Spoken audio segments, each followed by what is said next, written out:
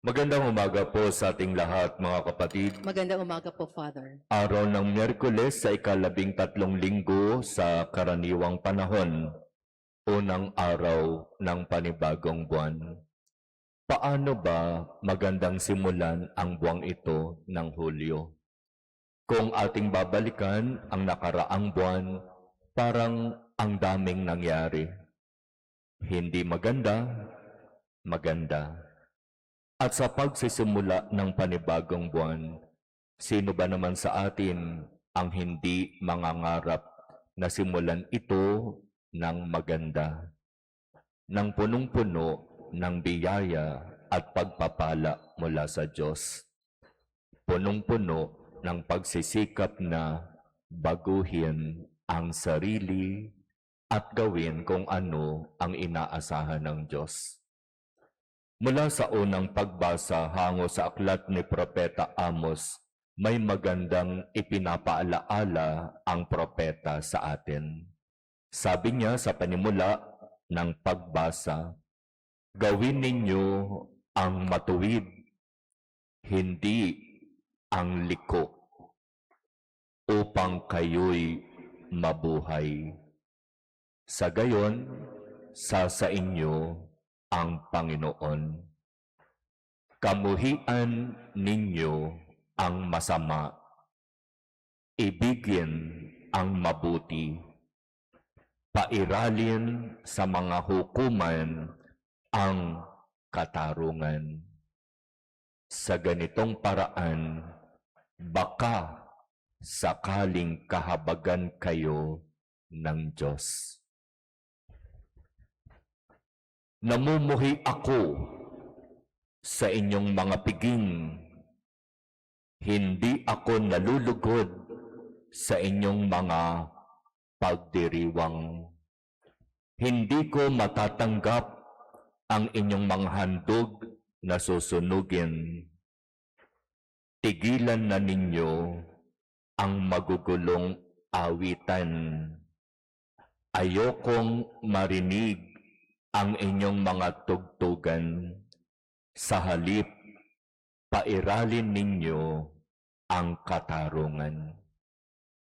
Itong mga salitang ito na nagmula sa unang pagbasa ay napakagandang pagnilayan at gawing batayan ng ating buhay, lalo na sa pagsisimula ng panibagong buwan. Gawin ang matuwid, kamuhian at iwasan ang masama.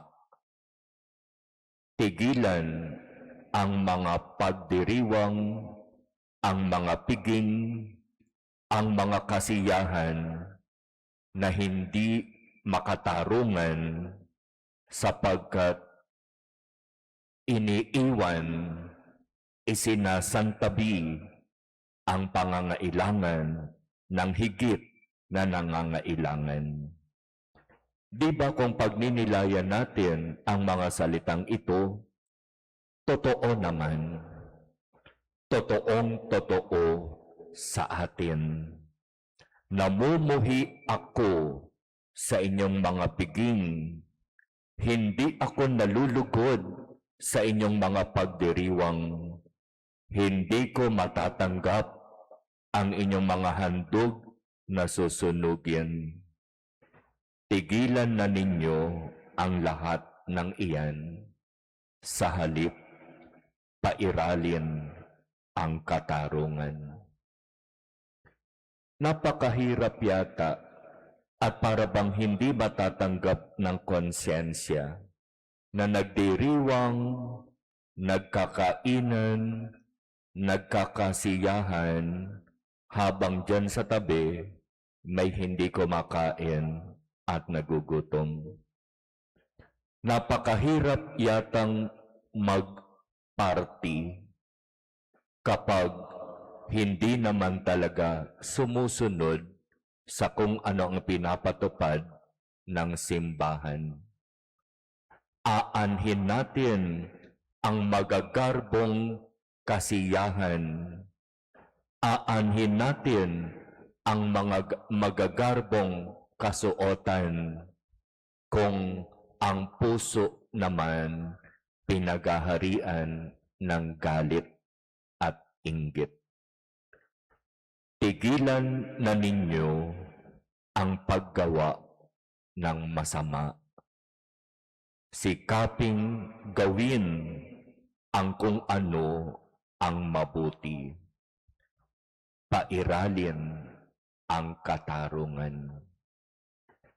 Nawa, maging magandang paalaala ito para sa ating lahat, na habang tayo ay kumakain, alam natin sa ating tabi, sa ating paligid, sila din kumakain.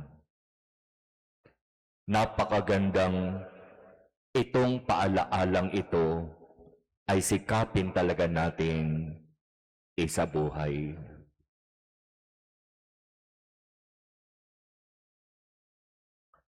Amen.